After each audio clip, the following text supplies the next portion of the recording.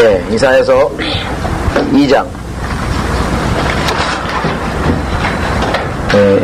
이사야서 2장은 앞부분에 1절서부터 4절까지 재림에 대한 예언입니다. 예수 그리스도의 재림에 대한 예언입니다. 아모스의 아들 이사야가 유다와 예루살렘에 관하여 본 말씀이라.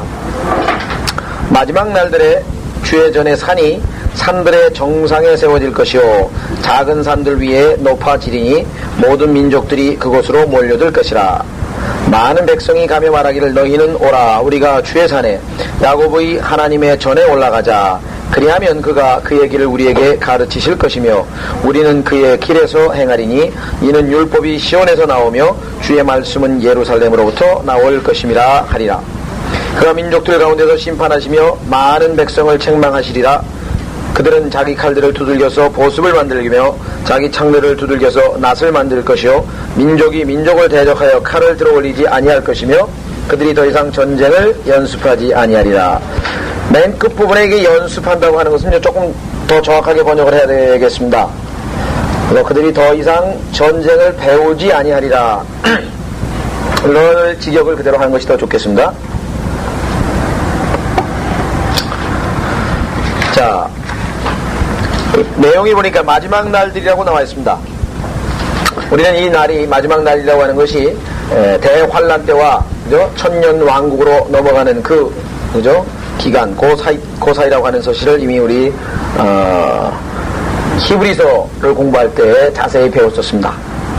그래서 일단 재림 문명이라고 하는 것을 알 수 있는데요. 이 마지막 때가 되면 즉 예수 그리스도께서 재림하실 때에는 주의 전에 산이 산들의 정상에 세워질 것이요. 비유적이죠. 왜냐하면은 하나님의 산이 갑자기 시온산이 예루살렘에 있는 시온산이 에베레스트 산보다 더 높아진다는 소리냐? 그게 아니죠. 또 작은 산들 위에 높아지리니 그죠? 작은 산들 위에 높아지리니 모든 민족들이 그것으로 몰려들 것이라. 그래서 지금 flow라고 하는 단어도 마치 물이 흐른다는 것처럼 표현이 되어 있는데요. 예.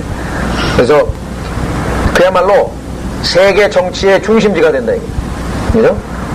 왜 예수 그리스도께서 다윗의 보좌에서 예루살렘에서 직접 통치를 하시기 때문에 그렇죠? 그래서 보니까 3절에 많은 백성이 가며 말하기를 온 이방 민족들이 말하며 너희는 오라 우리가 주의 산에 야곱의 하나님의 전에 올라가자. 이것이 바로 예수 그리스도의 재림에 있어서 중요한 약속입니다. 그래서 이스라엘 민족이 모든 민족들의 최고의 제사장 국가가 되는 그 약속이 성취되는 것입니다. 지금은 교회 시대고 이때에는 이스라엘 백성들은 하나님께서 자기의 얼굴을 숨기시겠다고 했어요. 왜? 예수 그리스도를 십자가에 못 박았을 뿐만 아니라 그들의 스스로 그 피를 우리와 우리의 자손에게 돌리라 그렇게 얘기해요. 그 피를 우리와 우리 자손에게 돌리라고 했고 그들은 예수 그리스도 즉 메시아를 거부한 그거로 인해서 하나님께서 구약에도 그렇고 신약에도 그렇고 눈을 하나님께서 그들로부터 자신을 숨기시겠다는 표현이 계속해서 반복해서 나옵니다. 숨기시겠다. 그래서 우리는 마태복음 13장에서도 밭에 있는 보물을 발견하고 상인이 발견한 다음에 그것을 샀죠. 그 다음에 가서 뭐예요? 숨었다가 다시 오신다. 그러니까 2000년 교회 시대에는 이스라엘 백성으로 보자면 메시아가 그들을 뭐예요? 그들로부터 보이지 않는 숨겨진 그러한 것입니다. 여러분도 아시다시피 2000년 유태인들의 교회 시대의 역사는 너무도 비참한, 그래서 우리 출애굽기 할 때도 살펴봤었고 또 기타 여러 번에 걸쳐서 이 유태인들이 얼마만큼 고난을 당했는가. 그래서 엄청나게 시련을 당해서 불이죠. 그래서 불에 타는 가시떨기 나무로 비유가 됐대요. 그래서 출애굽기 3장에서 가시나무가 그죠? 불에 타는 모습으로 표현이 됐었습니다. 그럼에도 불구하고 하나님께서 그들을 그러한 시련을 통해서 나중에 결국은 회복시키겠다는 약속을 지키시는 거죠. 그래서 여기 드디어 이제 그 환란을 다 끝내고 이스라엘 백성들이 깨끗하게 이제 회개하고 정화되어서 드디어 세워지는 모습이 나와 있습니다. 그래서 이스라엘은 최고의 국가가 돼서 사람들이 뭐냐면 민족들이 거기서로 몰려온다 이게. 마치 솔로몬 왕 때, 그래서 솔로몬 왕 때 시바의 여왕을 비롯해서 동서 모든 주변 국가들에서 솔로몬의 지혜를 듣기 위해서 왔던 그와 같은 모습과 유사하죠. 그리고 솔로몬이 바로 예수 그리스도를 예표하고 있는 것은 천년 왕국 때의 예수 그리스도의 통치를 예표를 하고 있는데요. 스가랴서 8장 23절을 보시면 동일한 표현이 나와 있습니다. 스가랴서 8장 23절. 비록 지금 이스라엘 백성들은 세계에 수백, 200여 개가 넘는다고 하는데요. 국가 수가 한 260여 개 되죠. 그 국가 중에서 그저 소수의, 그죠? 몇 명 안 되는, 지금 아마 1천만 명이 될까 말까요? 아마 인구가. 지난번에 6.1 전쟁 때 600만이었는데요. 지금 1천만 명이 될까 말까 한 그 정도의 수인데요. 얼마 되지 않은, 그러니까 최강국에 속하는 나라는 아니죠. 예. 스가랴서 8장 23절 보시면 만군의 주가 이같이 말하더라. 그날들에는 열 사람이 민족들의 모든 언어에서 나와 붙잡으리니 즉 유대인인 사람의 옷을 붙잡고 말하기를 우리가 너희와 함께 가리니 이는 하나님께서 너희와 함께 계심을 우리가 들었음이라 하리라. 지금은 뭐예요?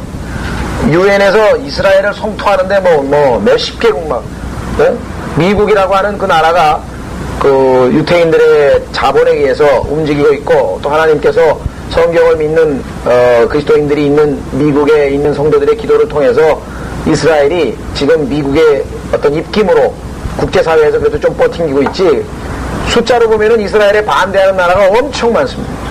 지금은요.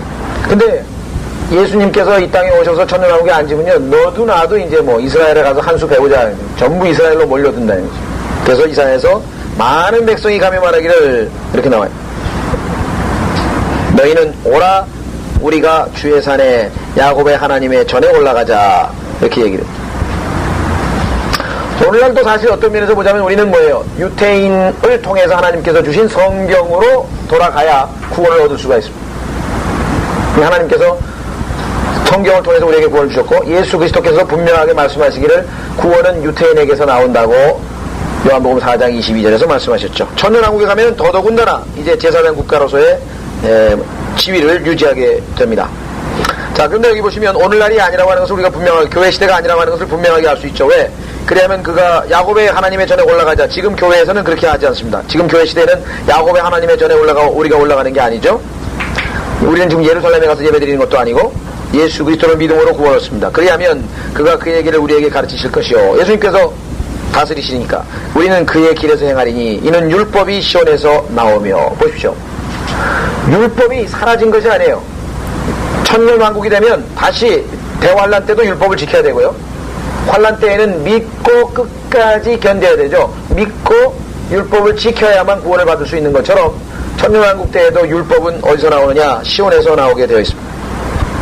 교회 시대가 아니라고 하는 것이 명백합니다. 주의 말씀은 예루살렘으로부터 나올 것입니다. 지금은 뭐예요? 하나님의 말씀, 성경에서 나오죠? 그때는 예수님께서 직접 다스리기 때문에 주의 말씀이 예루살렘으로부터 나온다는 사실입니다.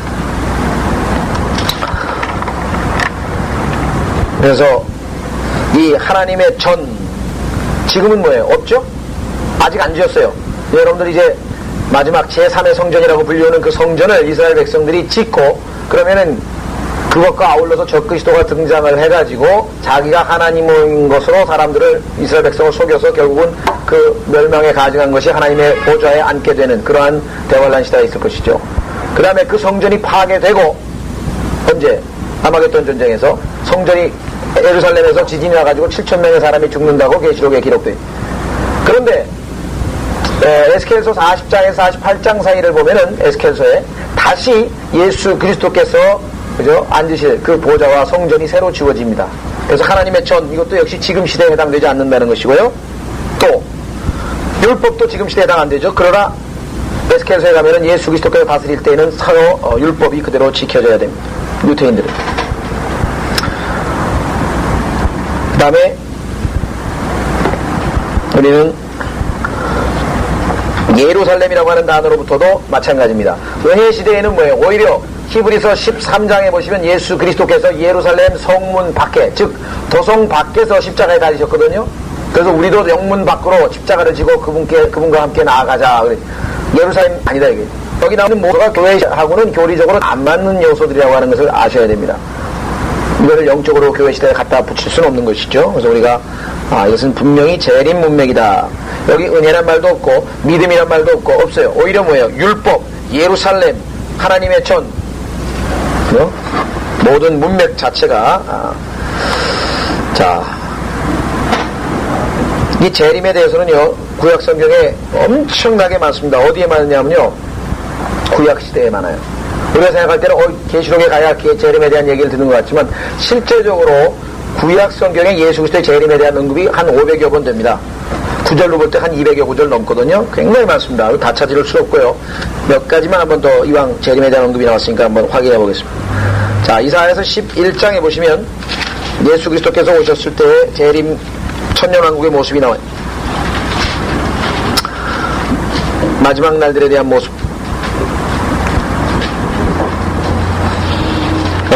9절서부터 보시면은요, 보세요. 그들은 나의 모든 거룩한 산에서 해치거나 파괴시키지 않으리니 이제 폭력이나 모든 것이 다 사라지고 왜 평강의 왕이신 예수 그리스도께서 다스리시기 때문에 이는 마치 물들이 바다를 덮음같이 세상이 주의 지식으로 충만할 것임이니라. 지금은 뭐예요? 정반대죠. 아모스서 8장 3절에 의하면 지금은 뭐예요? 하나님의 말씀의 기근이에요. 기근. 그때 가면요 예수 그리스도를 알라고 성경 공부 따로 하고 뭐 그럴 필요가 없는 거예요. 왜? 뭐 예수님에 대해서 모르는 사람이 없이 온 지구가 다 예수 그리스도를 알게 되지만 지금은요 얼마만큼 사람들이 말씀의 기근이냐면요 성경책을 들고도 모른다고요. 읽고도 모른다고요. 그래서 여기 나와 있는 것도 역시 지금 시대와 해당이 안 되는 것이고요. 그날에 이새에서 한 비가 있어 백성의 깃발로 서리니 이방인들이 그것을 찾을 것이며 그의 머무는 자리가 영화로우리다. 11절 그날에는 주께서 다시 두 번째로 손을 펴사 남아있는 그의 백성의 남은 자들을 회복시켜 아시리아와 이집트와 파드로스와 쿠스와 엘람과 시날과 하맛과 바다의 섬들로부터 돌아오게 하실 것이라. 여기 두 번째라고 하는 말이 중요합니다. 첫 번째 회복은 우리가 역사적으로 뭡니까? 잘 아시는 것처럼 바벨론에서 회복된 첫 번째 회복이라는 것이 있었죠? 이번엔 두 번째 회복이다. 그래서 여기 보시면 아시리아, 이집트, 파드로스, 쿠스, 엘람, 시날, 하맛 어쩌면 이것은 바벨론 포로 당시의 그 지리적인 위치와 비슷한지 모르지만요. 맨 끝에 보면은 바다의 섬들로부터 돌아오게 하실 것이라. 즉 AD 70년에 티토에 의해서 로마의 장군 티토에 의해서 전 세계도 흩어져 버린 이스라엘 백성이 돌아오는 것이죠. 그 밑에도 나와 있어요. 그가 민족들을 위하여 한 깃발을 세우시고 이스라엘의 내쫓긴 자들을 모으시며 이 내쫓긴 자들은 BC 606년에 르브칸네살에 의해서 쫓겨난 그 사람들 아닙니다. 왜? 땅의 네 모퉁이로부터 유다에 흩어진 자들을 함께 모으시리라. 땅의 네 모퉁이로부터 오니까 전 세계로부터 오는 것이지 동쪽으로 즉 쫓겨갔던 바벨론으로부터 돌아오는 것이 아니죠. 또 여기도 지금 나와 있고요. 두 번째에 대해서 어디 나오냐면요. 예레미야서 3장 18절에 보면은 분명하게 북쪽이라고 표현되어 있어요. 동쪽으로 쫓겨갔는데 동쪽으로부터 오는 게 아니라 마지막 때에는 북쪽 어디입니까?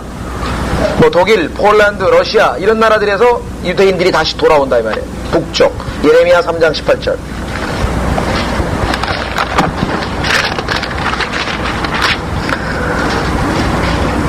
거기 보시면은요. 그날들의 유다의 집이 이스라엘의 집과 함께 행하리니 그들이 함께 북쪽 땅에서 나와 내가 너희의 조상에게 유업으로 주었던 땅으로 오리라. 여기 나와 있죠? 예. 분명하게 여기 북쪽이란 말이 나와 있습니다. 거기 17절에도 한번 보세요. 그때 사람들은 예루살렘을 주의 보좌라 부를 것이며 자 예루살렘은 다윗의 보좌고요. 주의 보좌는 어디예요? 셋째 하늘에 있죠. 주의 보좌는 셋째 하늘에 있어요. 그런데 유일하게 역사적으로 단 한 번에 걸쳐서 예루살렘에 주의 보좌가 있게 될 때가 있어요. 그것이 뭐예요? 예수 그리스도의 재림 때라면 예수 그리스도께서 재림하시게 되면 하늘에 있는 주의 보좌가 바로 다윗의 보좌와 일치하는 그런 역사적으로 놀라운 사건이 벌어지게 됩니다. 그러면 뭐예요? 주의 이름으로 모든 민족들이 그것 예루살렘에 모일 것이며 사람들은 더 이상 그들의 악한 마음의 상상을 따라 행하지 아니하리라. 이렇게. 다음에 15절에도 또 내가 내 마음에 합당한 목자들을 내게 주리니 그들이 너희를 지식과 명철로 먹이리라. 그죠? 16절 주가 말하노라 너희가 그때 그 땅에서 번식하고 융성하게 되면 사람들은 주의 언약궤를 더 이상 말하지 아니할 것이요. 언약궤를 말할 필요도 없으니까요. 생각지도 아니할 것이요. 기억하지도 아니할 것이요. 가보지도 아니할 것이요. 더 이상 만들지도 아니할 것이라. 왜? 주의 보좌에 주님이 살아계신 하나님이 앉아 계시기 때문에 주님이 앉아 계시기 때문에 그렇죠? 또 또 16장 10절서부터 예레미야 보시면 재림 때의 모습이 나와요.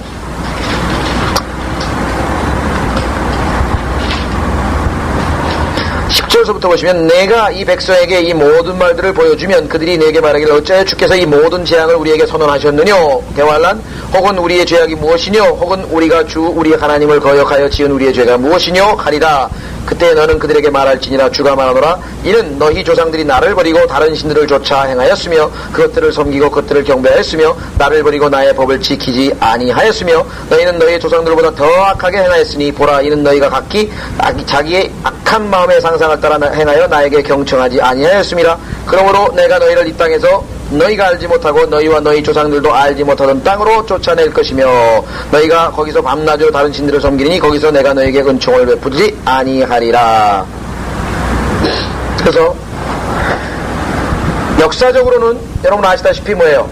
바빌론 포로 시대, 즉 바빌론으로 쫓겨간 그것으로 성취되었지만 모든 재림에 대한 예언은 이중적용입니다. 역사적인 성취가 있었고 재림 때의 미래적 성취가 있어요. 여기서는 지금 보세요. 너희 조상들도 알지 못하던 땅 명백하게 재림 때입니다. 왜?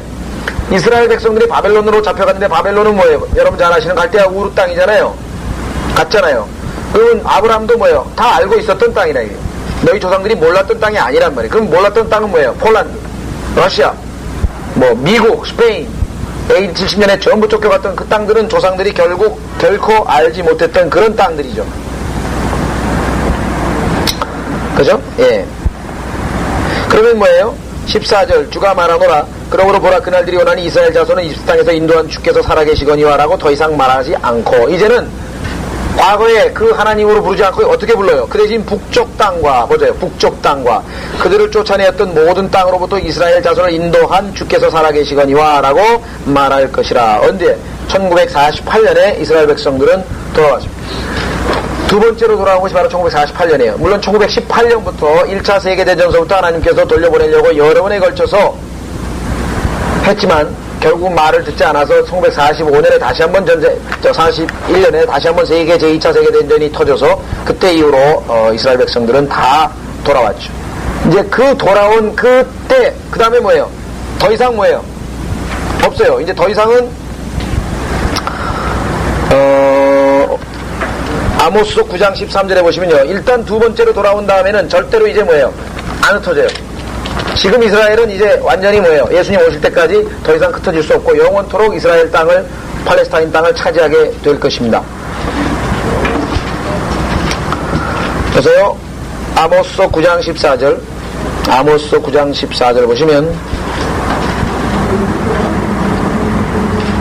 13절서부터 보면 주님이 주시는 천년왕국의 축복이죠. 주가 말하노라 보라 그날들이 이르리니 밭 가는 자가 추수꾼을 앞서며 포도를 밟는 자가 씨 뿌리는 자를 앞서리라. 산들은 단 포도주를 떨어뜨릴 것이요 모든 작은 산들은 녹으리라. 내가 내 백성 이스라엘에 사로잡힌 자를 다시 데려오리니 뭐예요? 그들이 황폐한 성읍들을 세워 그곳에 거주할 것이요. 1945년에 48년서부터 와서 48년에는 아예 국가가 세워졌죠. 그들이 포도원을 만들어 지금 현재 교회 시대입니다. 그 포도주를 마시겠고 그들은 또한 정원들을 만들어 그 열매를 먹으리라. 이와 같이 이스라엘이 교회 시대에 어떤 모습을 할 것인가는 구약성경에 나와 있어요. 오히려 구약성경에 교회 시대에 대한 언급이 엄청 나와 있어요. 내가 그들을 그들의 땅에다 심으리니 1948년에 드디어 심었습니다. 그래서 예수님께서는 무화과 나무에 뭐예요? 싹이 나거든 이라고 표현했죠. 그들이 다시는 내가 그들에게 주었던 그들의 땅에서 뽑히지 아니하리라. 1948년 5월 14일 날 이스라엘이 새로 나라를 세웠던 그 세대가 뭐예요? 예수 그리스도를 뭐예요? 재림을 맞이할 그 세대입니다. 더 이상 뽑힐 수가 없다고 주님께서 이렇게 말씀을 하셨습니다. 그래서 이 외에도 성경에 뭐 많은 구절들이 나와 있는데요. 그 16절 거기 보시면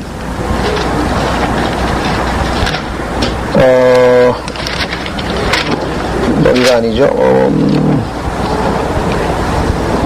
예레미야인가 16 아까 제가 16장 16절 한번 봐보세요. 예레미야 아까 제가 15절까지만 봤는데 예레미야 16장 16절에 보면은요 교회 시대의 모습이 거기 잘 나와 있습니다. 어떤 모습인가 보세요. 주가 말하노라 내가 많은 어부들을 보내니 그 어부들이 그들을 낚을 것이며 이스라엘 백성들이 마치 고기 낚듯이 낚여가지고요 히틀러에 의해서 가스실로 가는 거예요. 그 후에 내가 많은 사냥꾼들을 보내드리니 사냥꾼 보내가지고 전부 포획해다가 다 이스라엘 백성들이 그 포소들이 모든 산과 모든 작은 산과 바위굴들에서 그녀들을 사냥하리라. 숨어있던 이스라엘 유다인들을 전부지 산속에 숨어있고 집에 숨어있고 굴에 숨어있고 다 찾아내가지고요, 예, 완전히 심판하시는. 그래서 교회 시대에 대한, 이스라엘이 교회 시대에 어떤 모습을 할 것인가, 그와 같은 모습도 재림과 관련지어서 성경에 나와 있습니다. 그래서 오늘은 그 앞부분 좀 살펴봤고요. 재림과 관련된 구절들이 앞으로 자주 나올 겁니다. 예언서에서. 예. 4절 보겠습니다. 이사야서 2장 4절. 이사야서 2장 4절은 천년왕국의 통치인데요. 천년왕국의 통치 때는 어떻게 하느냐? 민족들 가운데 심판하시며 많은 백성을 책망하시리라 그랬습니다. 요 문맥이요, 그가 민족들 가운데서 심판하시며 많은 백성을 책망하시리라라고 하는 요 문맥이 빠져있다 그래요. 요 부분이 UN 빌딩에 가면은 요 부분을 빼고 나머지 이사야서 2장 4절만 벽에다가 탁 새겨놨어요. 아주 명문인 것처럼. 그 목적은 뭐냐면 바로 UN이 그와 같이 평화를 달성하겠다는 것이죠. 보시면은 그들은 자기 칼들을 두들겨서 보습을 만들며, 그러니까 전쟁 무기인데 농사 짓는 무기를 만든다 이거죠. 천년왕국 때 자기 창들을 두들겨서 낫을 만들 것이요. 왜? 평화의 왕이신 예수 그리스도께서 의롭고, 그죠? 철장으로 독재를 하시니까 사람들이 더 이상 나쁜 짓 할 겨를이 없어요. 그래서 창들, 전쟁 무기를 두들겨서 낫을 만들 것이요, 민족이 민족을 대적하여 칼을 들여 올리지 아니할 것이며. 전쟁이 없죠. 예수 그리스도께서 통치하는 그 시대, 그들이 더 이상 전쟁을 배우지 아니하리라. 그때 가면은 육사고 공사고 해사고 다 없어진다. 그거 있어봐야 소용이 없는 거예요. 전쟁 배워봐야 소용이 없는 거예요. 지금은요, 어떻게 하면은 한 번에 얼마나 많은 사람을 죽이는가, 그죠? 그런 거 미사일로 그냥 한꺼번에 수십 명씩 수천 명씩 죽이는 그런 거 지금 잔뜩 공부하고 있는데요. 그때 가면 그런 게 필요 없어요. 그때 가면은 그런 게 다 필요 없다는 것이죠.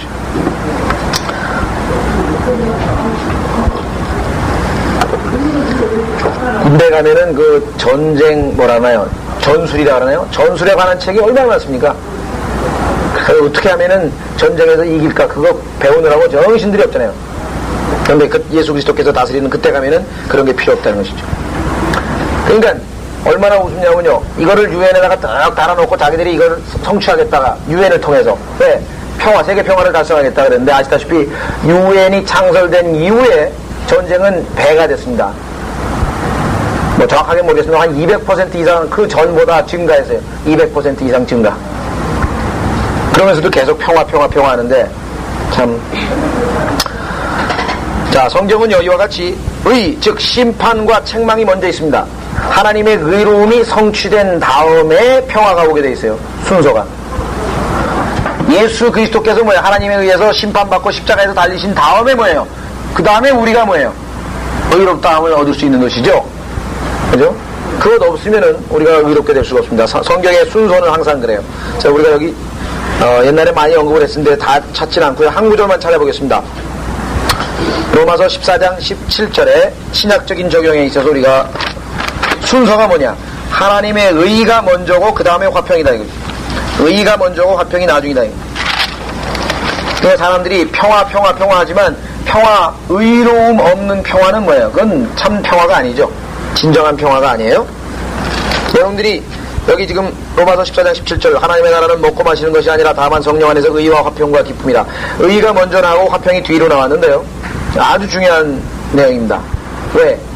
의가 없으면 화평이 없어요. 여러분들이 언제 화평을 얻어요?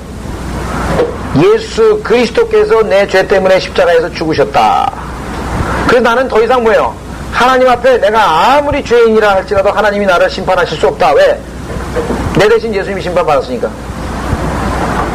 그래서 하나님은 나를 합법적인 방법에 의해서 칭의, 의롭다고 칭했다 이거예요. 그게 확고부동하기 때문에 우리는 마음이 편안한 거예요. 내가 죽어서 하나님 앞에 갔을 때 떳떳하게 하나님 마귀가 나를 고소할 때 하나님께서는 내 아들 즉 예수 그리스도가 내 죄를 담당한 것을 근거로 해서 나에게 죄를 물으실 수 없다는 거죠. 이게 얼마나 평화해요. 네? 어떤 사람이 재판을 5년 10년 걸다가 드디어 마지막 대법원에 가가지고 딱 무죄 판결을 받고 나면 얼마나 속이 시원하게 되니 누가 뭐라 그러겠어요? 우리도 예수 그리스도를 믿는 순간에 우리의 모든 죄를 예수 그리스도께서 대신 심판받으셔서 하나님께서 하나님의 의인 예수 그리스도를 우리에게 거저 주셨다 이 말이에요. 그것이 없으면 절대로 평안할 수가 없습니다. 인간은 마귀가 계속 송사할 때마다 우리는 뭐예요? 예수 그리스도의 의, 하나님의 의신 예수 그리스도, 그걸 통해서 우리가 이겨낼 수 있죠. 그래서 순서는 의입니다. 그래서 뭐예요? 평안함이 마음에 깃들고, 그렇게 되면 뭐예요? 기쁨이 생길 수 있죠. 이 순서가 반드시 지켜져야 돼요. 의가 없으면은, 그죠? 평안하지가 않아요. 그래서 나쁜 짓 하고 도망 다니는 사람들이 불안한 거예요. 왜? 의가 없으니까. 그죠? 네. 그래서 그 사람들 나오게 하려고 뭐 붙이잖아요. 불법 무기 소지자는 다 자수하면 불문에 붙이겠다. 이 마찬가지예요. 우리도 숨어 있고, 그죠? 하나님 피해 있고 죄 지은 사람인데 다 나오면, 예수 그리스도 앞에 나오면 다 불문에 붙이겠다. 얼마나 좋아요. 불안해하는 것보다도 빨리 나와가지고 딱 깨끗하게. 그래서 그래서 야고보서에도 보면은 순수한 게 먼저고 화평이 나아지고요. 또 유명한 살렘 왕, 그죠? 멜키세덱도 앞에 뭐예요? 순서가 의의 왕이요 평강의 왕이라. 순서가 의가 먼저 나오는. 의. 온 우주에서 가장 중요한 게 뭐냐면요, 하나님의 의예요. 하나님은 절대적으로 의로우신 분이기 때문에 의에 관한 한 양보를 안 하신다고. 그래서 뭐예요? 아들을 십자가에서 죽이시기까지 하나님의 공의가 만족이 돼야 됩니다. 그래서 우리는 이 의를, 요즘에 등한시하고 사랑 화평 해가지고 무조건 다 넘어가는 게 아닙니다. 예수 그리스도께서 하나님의 의를 충족시켰다는 것, 이것이 우리의 복음의 핵심입니다. 자, 그래서 다시 넘어가서 따라서 이사야서 2장 4절에도 심판과 책망, 그죠? 의가 먼저 성취된 다음에 그 다음에 주님께서 화평을 약속하실 것입니다. 자, 5절로 가세요. 오 야곱의 집아 오라, 우리가 주의 빛 안에서 행하자. 그렇죠. 이방인들도 다 우리를 쳐다보고 이제 나올 텐데 우리가 당연히 이스라엘 백성입니다. 주의 빛 안에서 행하는 것이 지극히 당연하죠. 예, 그렇습니다. 자, 6절에 가니까 분위기가 확 반전됐어요. 5절까지는 지금 재림과 천년왕국이 나와 있는데 6절에 가면은 그게 아니에요. 이스라엘의 타락한 상황. 그래서 이 패러그래프 마크가 킹제임스 성경에 아주 중요한 역할을 합니다.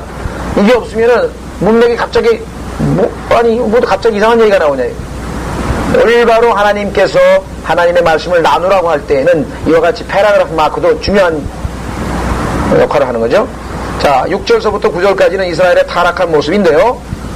마지막 시대에 이스라엘이 재림 직전에 타락한 모습이 온 세계의 모습과 유사합니다.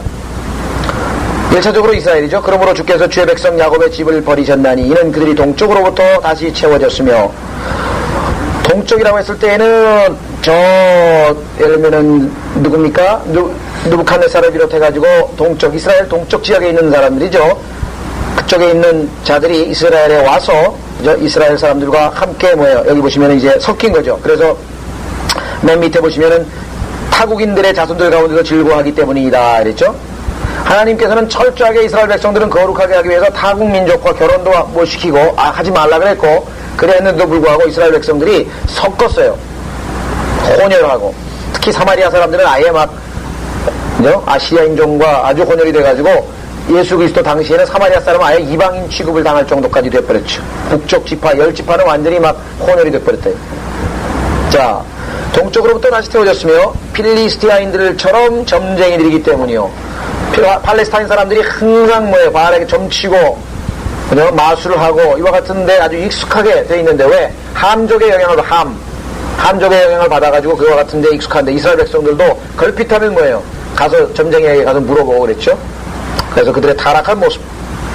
또한 그들의 땅에는 은과 금이 가득하고 보물은 끝이 없으며 그들의 땅에는 말들이 가득하고 병거들은 끝이 없나이다. 마지막 시대에 보면은 은과 금, 지금처럼 물질적인 풍요한 시대 맞습니까? 또 말들이 가득하고 병거들은 끝이 없나이다. 물론 1차적으로 이것이 말과 병거 맞습니다. 역사적으로. 그러나 이 말과 병거에 대한 언급은요, 나훔서에 보면은 20세기 오늘날 자동차에 대한 언급이기도 합니다. 마지막 시대에는 나훔서를 한번 보세요.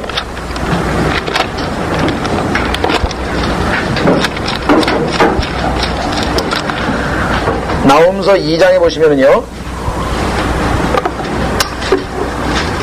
대림의 모습인데 그때 뭐라고 되어 있나 보세요. 마차로서 묘사되어 있어요. 나홈서 2장 4절 보시면 병거들은 거리에서 사납게 달리며 넓은 길에서 이리저리 헤치며 가리라 그랬잖아요. 그들은 횃불같이 보일 것이요 헤드라이트 쫙 비추고 말이죠. 그들은 번개같이 달리라. 얼마큼 빠릅니까? 그죠? 여기 보시면은 거리라고 하는 표현이 나와 있고요. 그 다음에 넓은 길, 고속도로 쫙쫙 뚫려있죠. 그 다음 2장 8절 그들의 땅에는 우상도 가득하고 그들은 자기들의 손으로 만든 것에 자기들의 손가락으로 만든 것에 경배하며. 우상 뭐 동양에도 뭐 엄청 많습니다. 뭐라나요, 불상도 엄청 많고요. 일본에 가도 뭐 말도 못하고요. 태국에 가도 말도 못하고, 미국에 가도요, 실제적으로 무슨 불상은 아니더라도요, 동상들이 뭐 기념관에 동상이 서 있고 뭐 서 있고 엄청 많고, 물론 카톨릭 성당에는 미국에도 뭐 안에 성자들의 그 성인들의 뭐 이 동상 같은 거 잔뜩 만들어 놓을까요? 뭐 자동차 운전하는 보면 앞에다 무슨 하나씩 다 걸고 다니고 그러잖아요. 알게 모르게 지금 뭐 우상이 거의 전 세계를 지배하고 있는 지금, 그죠? 그들의 땅에는 우상도 가득하고 그들은 자기들의 손으로 만든 것을 경우에, 손으로 만든 건 뭡니까? 우리가 만든 건 자동차도 있고요, 텔레비도 있고요, 뭐 빌딩도 있고요. 그냥 뭐 인간이 만든 거 보면 다 모여가지고 막 박수치고 경배하네. 모여가지고 피라미드 앞에 가서 뉴에이지 운동하는 운동가들이 또 모여가지고 그죠? 특별 집회도 하고 그랬잖아요. 오늘날에도 뭐 인간이 하나 멋지게 만들어 놓으면 모여가지고 전부 다들 가서 말이에요. 심한 사람은 거기다 이렇게 돼지머리 잘라가지고 절도 하고 준공식, 대학에 무슨 예배, 무슨 음악당 준공식 그런 거 가가지고 돼지머리 잘라놓고 절하고 인간이 만든 것을 경배하는, 인간이 만든 거. 자기들의 손가락으로 만든 것을 경배하고. 인간이 만들어 놓은 거 가면 그냥 고급 백화점 같은 데 가서 전부 다 그냥 쳐다보고 말이야. 기가 막히다. 야, 기가 막히다. 기가 막히다. 그게 뭔지 아세요? 그게 경배예요. 성경에서 글로리라고 하는 단어에 하나님께 영광 돌린다고 하는 것은 무슨 뜻이 있냐면요, 우리 하나님은 놀라우신 분이다. 우리 하나님은 의로우신 분이다. 우리 하나님은 사랑이 많으신 분이다. 우리 하나님은 능력, 하나님에 대해서 자랑한다는 게, 영광 돌린다는 원래 의미가. 근데 뭘 자랑해요, 인간은? 이거 보라, 이거 이 제품 보라, 이거 인간이 손으로 만든 것, 그런 걸 지금 숭배하는 그와 같은 시대의 모습. 천한 자도 절하고 귀한 자도 굽히나니 그러므로 그들을 용서하지 마옵소서. 이스라엘 백성들이 얼마나 우상 숭배에 빠졌는지, 지위가 높고 낮음을 막론하고 그냥 전부 다들 우상 숭배에 빠져 있는 모습. 그래서 여기에 기도가 뭐예요? 그들을 용서하지 마옵소서. 여러분 이런 기도 봤어요? 이게 저주하는 기도인데요. 여러분 생각에는 그런 기도도 있을 수 있냐? 있죠. 심지어는 성경에 가장 많은 기도가 있는데요. 그 중에서 가장 대표적인 기도가 예수 그리스도께서 유다 이스카리옷을 저주하시라고 하는 기도가 있습니다. 시편 109편에 보시면요.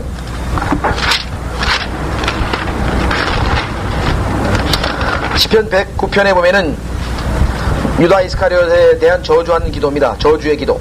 오, 내 찬양의 하나님이여 침묵지 마소서. 악인의 입과 속삭이는 자의 입이 나를 대적하여 열려있으니 그들이 거짓말하는 혀로 나를 대적하여 말하나이다. 그들이 또한 지용호의 말들로 나를 에워싸며 유없이 나를 대적하여 싸웠나이다. 나의 사랑에도 불구하고 그들이 나의 대적들이 되었으니 나는 기도하나이다.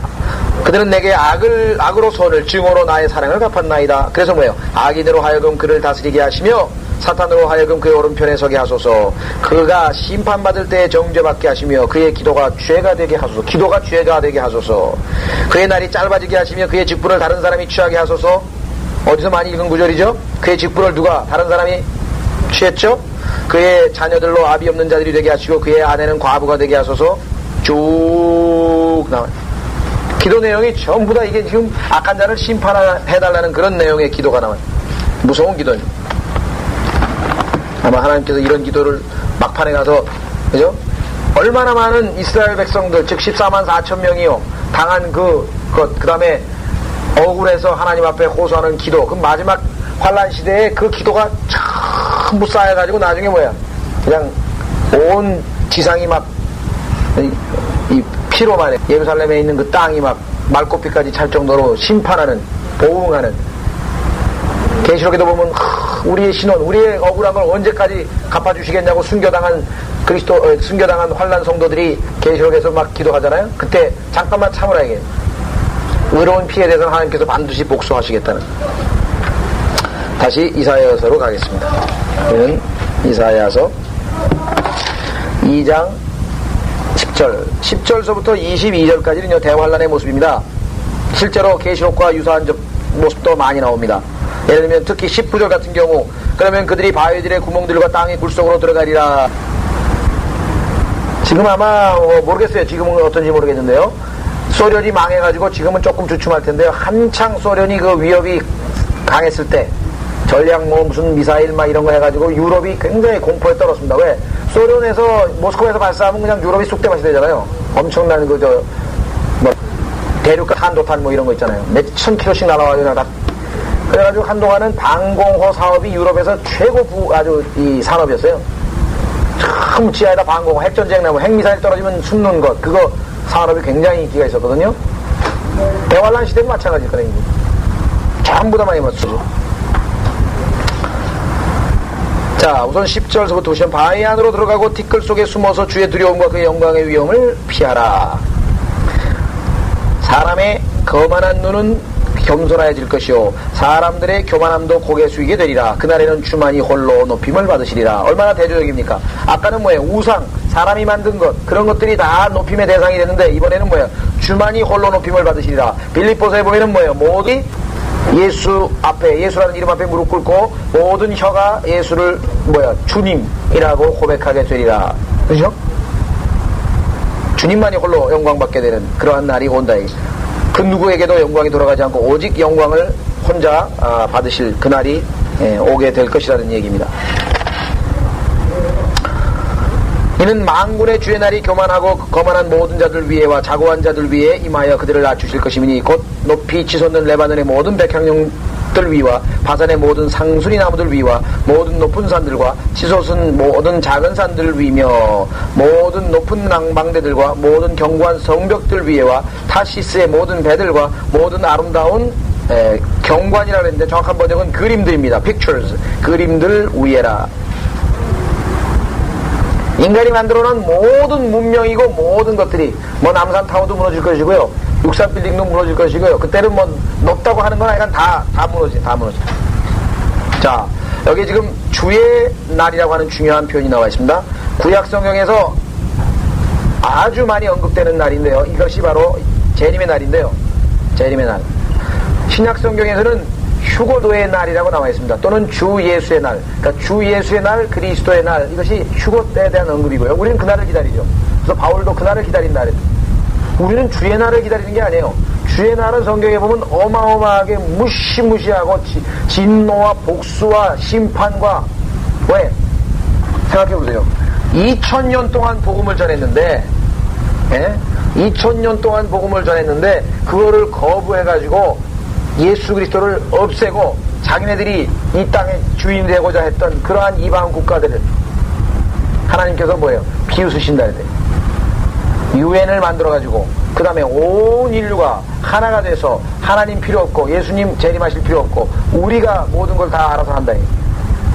그러면 이 지상에 하나님께서 이 땅을 하나님께서 예수 그리스도께 유업으로 줬는데 진짜 주인이 못 오게. 여러분들 아시죠? 어떻게 했어요? 포도원을 딱 했더니 선지자 보내니까 죽여. 또 선지자 보내니까 또 죽여. 마지막으로 아들 보내니까 상속자 왔구나. 요만 죽이면 되는구나. 그래가지고 십자가에 땀 못 박아 죽였어요. 이제는 우리 거구나. 그래가지고 그냥 부지런히 누가 주인이냐 싸우는 거예요. 처음에는 나폴레옹 누굽니까? 알렉산더가 나왔다가 그 다음에 또 샤를마뉴 대제가 나왔다가 그 다음에 나폴레옹이 나왔다가 그 다음에 히틀러가 나왔다가 누구 거예요? 아무리 발버둥쳐도 예수 그리스도가 이 지구의 왕으로 오실 건데 그 왕 노릇하려고 그렇게 발버둥칠 이유가 뭐가 있냐? 그래서 그들이 아무리 해봐야 예수 그리스도께서 오셔서 모든 것을 다스리게 됩니다. 그래서 여기서 주만이 홀로 높임을 받으시리라. 주만이 홀로 높임을 받으시다. 저 주의 날은요, 우리가 조심하셔야 됩니다. 성경의 주제고요. 환란, 재림, 심지어는 천년왕국까지 굉장히 넓은 의미로 쓰입니다. 주의 날은. 그래서 문맥마다 확인해 보시면 아시지만 실제로 구약 성경에 아마 수백 번 언급되어 있을 거예요. 주의 날, 그날, 바로 그날, 주날, 그렇게 표현되어 있고요. 주의 날이라고도 표현되어 있고요. 개인적에 가면 그 주의 날을 사도 요한은 미리 하나님에 의해서 예수 그리스도로 말미암아 봤죠. 주의 날을 목격을 했습니다. 그래서 그날을 기록한 내용이 나와 있습니다. 그래서 모든 것들을 다 심판하시는 장면인데요. 특히 16절 보세요. 타시스의 모든 배들, 타시스는 오늘날의 스페인입니다. 모든 아름다운 경관들 위하라. 이 경관이 이제 pictures인데요. 왜 그림이냐? 아주 중요한 거예요. 왜? 오늘날 시대에 벌어지는 거의 대부분의 죄는 어디서부터 시작되느냐? 이게 눈으로부터 시작되기 때문에 그래요. 신약에서는 예수 그리스도께서 마태복음 6장 22절에서 몸에 빛은 눈이라 그랬습니다. 눈으로 보면요, 그 눈으로 본 것은 그 사람의 영혼으로 스며들어간다고요. 그러니까 마귀가 성경을 읽으면 뭐예요? 하나님의 말씀이 뭐예요? 그의 영혼을 다 적셔서 그가 뭐예요? 거룩해지는 거예요. 날마다 거룩해지는 거예요. 그러나 그렇지 않을 경우 잡지, 신문, 그 다음에 뭐예요? 더더군다나 그림까지 동원해가지고 이제 텔레비전을 들여다보고 있으면요, 완전히 뭐예요? 세상으로 물들어가요. 세상 제도. 너무 살기가 좋다, 이게. 마음에 든다, 이게. 그죠? 세상이 점점 사랑스러워지는 거예요. 왜? 실제로 여러분들 칼라 TV로 매끈하게 멋있게 해놓은 거예요. 실제로 한번 가보세요. 별볼 일이 없다고요. 근데 그렇게 아주 이렇게 사람을 눈을 매혹시키기 위해서 화장되게 하고, 그죠? 화장시키고 깨끗하게 모습을 만들면요, 다 속아 넘어가게 됩니다. 그래서 하나님께서 그림이라고 하는 말을 특별히 썼습니다. 이것은 굉장히 구약에서도 중요한 의미를 가지고 있어요. 이스라엘 백성들이 타락을 했는데 타락한 첫 번째 원인이 뭔가 보세요. 민수기 33장 52절.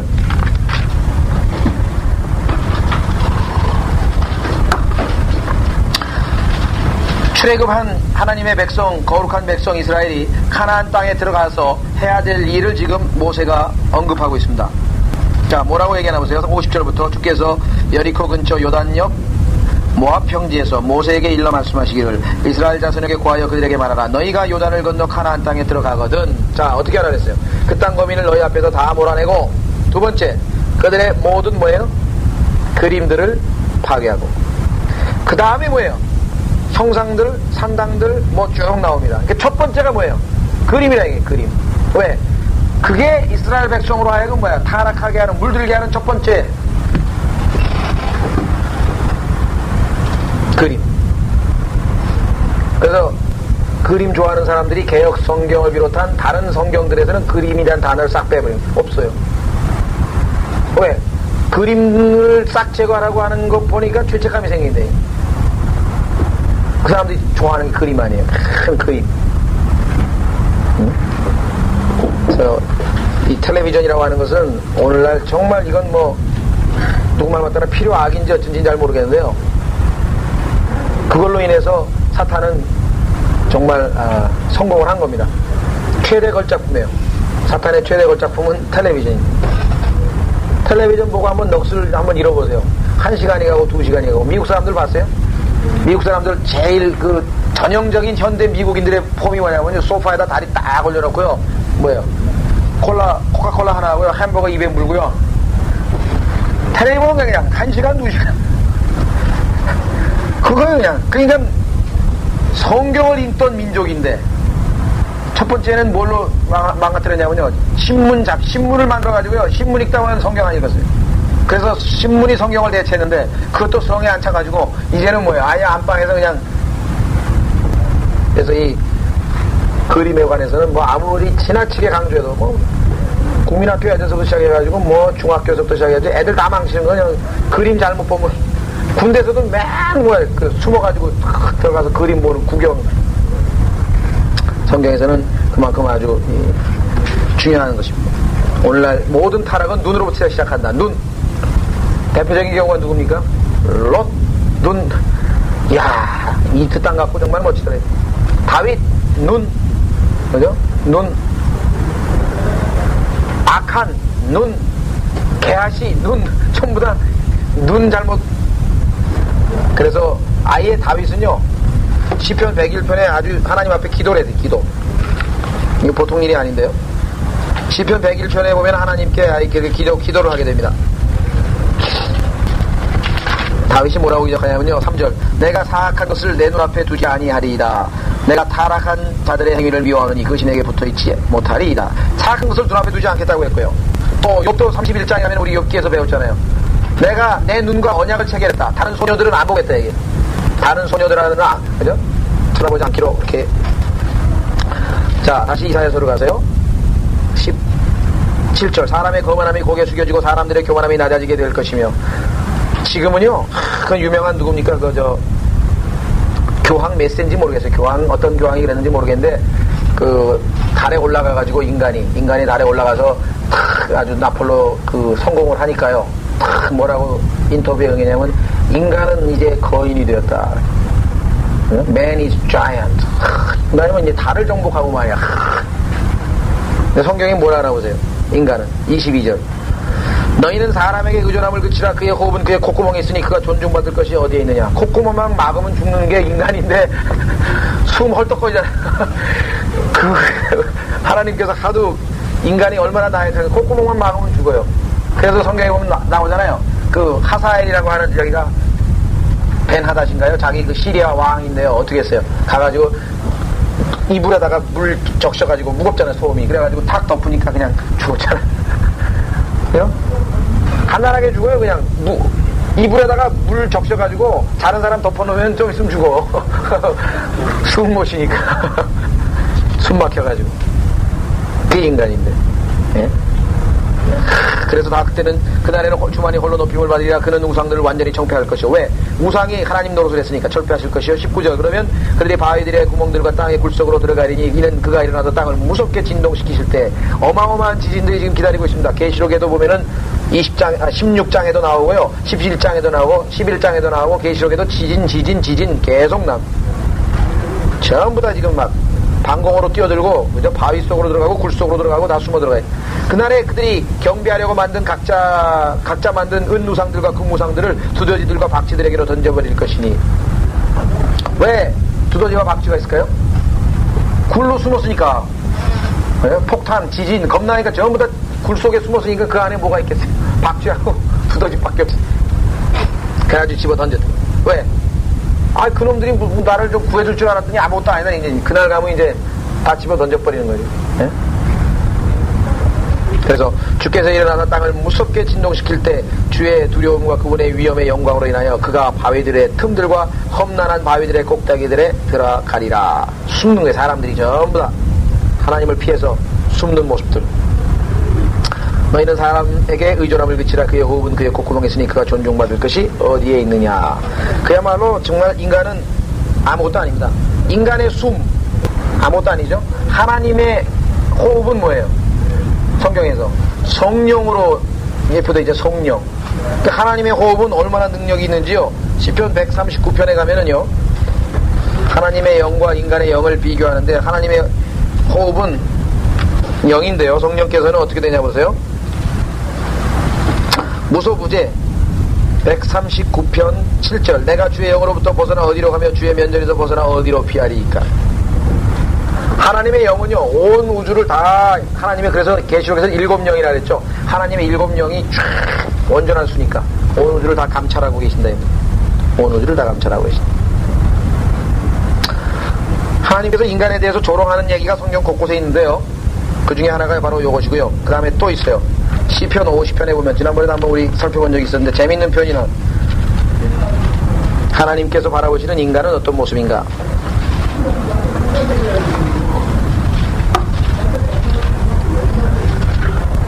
자, 보세요. 12절. 시편 50편 12절에 보세요.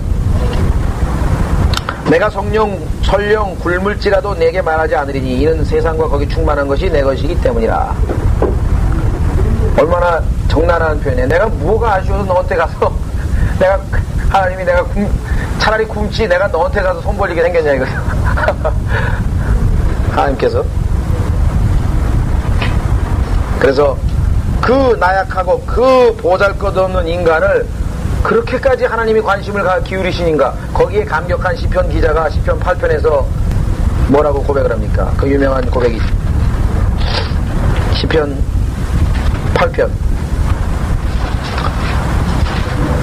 3절에 보니까 주의 손가락으로 지으신 주의 하늘들과 주께서 정해놓으신 달과 별들을 내가 생각해보니 무한 광대 그 넓이와 크기와 깊이와 아이고 뭐 우주를 보니까 뭐 어마어마한데 그 하나님이 왜 인간에게 그렇게 관심이 많으신가? 사람이 무엇이기에 주께서 그를 마음에 두시며 인자가 무엇이기에 주께서 그를 돌보시나이까?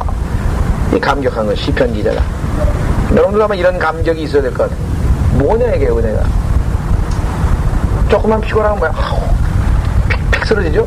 조금만 일어나도 피곤하고요. 조금만 뭐 잘못 먹으면 배 아프고요. 어? 이게 뭐 얼마나 그야말로 셰익스피어는 약한 자여 그대 이름은 여자인이라 그랬는데요. 그건 셰익스피어의 얘기고 하나님은 약한 자여 그대 이름은 뭐예요? 인간이다. 인간처럼 약한 거 봤냐고요. 그죠? 네, 그래서 여기서 통해서 우리에게 주시는 말씀이에요. 너희는 사람에게 의존함을 그치라. 그의 호흡은 그의 콧구멍이 있으니 그의 존중받을 것이 어디에 있느냐. 우리가 드높일 분은 하나님이시고 네? 그분이 우리를 돌보셔요. 그래서 뭐예요? 하나님 없는 인간은 뭐예요? 아무것도 아니에요. 아무리 인간이 뛰어나도 하나님이 없는 인간은 아무것도 아니에요. 반대로 뭐예요? 하나님은 인간이 없어도 아무 문제 안 생긴다. 필요 없어도 상관없다. 하나님이 우리를 돌보시지 않으면 우리가 뭘 하겠어요? 네? 그래서 오늘 그 마지막 구절이 우리에게 아주 영적으로 잘 적용할 수 있는 그러한 글이 오늘은 2장까지